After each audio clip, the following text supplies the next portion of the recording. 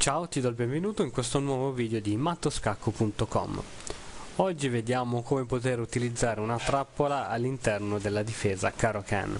Questa è una trappola che va a vantaggio del bianco, quindi la possiamo utilizzare solo se il nostro avversario alla nostra mossa principale E2 e 4 risponde con C7 C6, dando così vita alla difesa Caro-Kann. Ci tengo a ribadire che si tratta di una trappola e come tale non sempre può riuscire. Può riuscire solo se noi giochiamo determinate mosse, se il nostro avversario risponde con altre determinate mosse, e le trappole non sono mai le mosse migliori, ma sono delle mosse che tendono a far giocare il nostro avversario in maniera intuitiva. Però se siamo all'interno di una partita di torneo dove il nostro avversario ha tutto il tempo per ragionare e capire che gli stiamo tendendo una trappola, allora non vale più questa trappola, perché il nostro avversario ce la evita.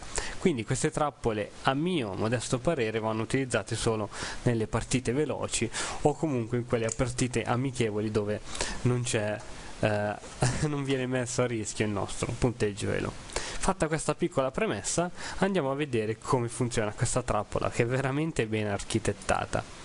Di 2 di 4 segue la risposta D7 D5. A questo punto cosa succede? Si può spingere in E5, oppure per esempio si può giocare cavallo C3. Ora, in caso di cambio, qui per esempio il nero può giocare anche 6, oppure può uscire con il cavallo. Insomma, ci sono tantissime altre possibilità. Una di queste è quella di giocare pedone per E4. A questo punto cavallo per E4.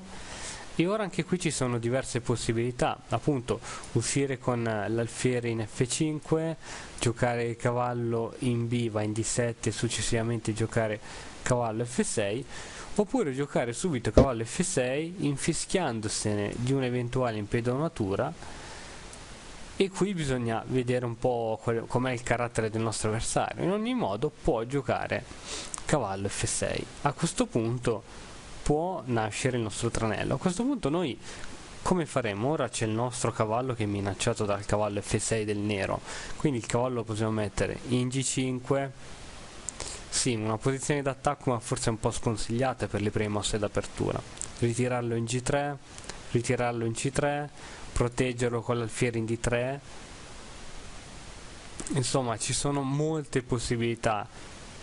Si può anche giocare donna D3 e qui entra in gioco la nostra trappola.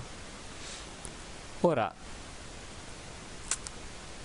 il nero qui può giocare tranquillamente pedone E7 in E5, può subito cambiare, certo, o può giocare anche pedone E7 E5, tendendoci, diciamo, facendo questo scambio, no?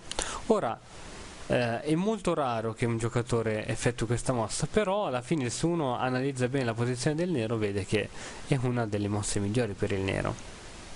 Se noi ora prendiamo e segue poi un cambio del genere,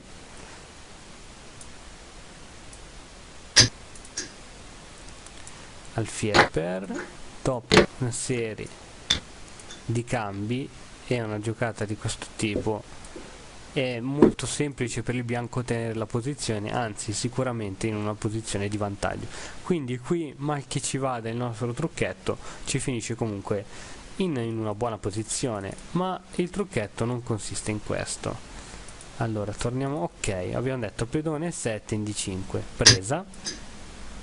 Qui il nero deve essere abbastanza astuto da vedere donna A5 scacco e poi si riprende il pedone. Ecco, forse questa mossa non tutti la vedono.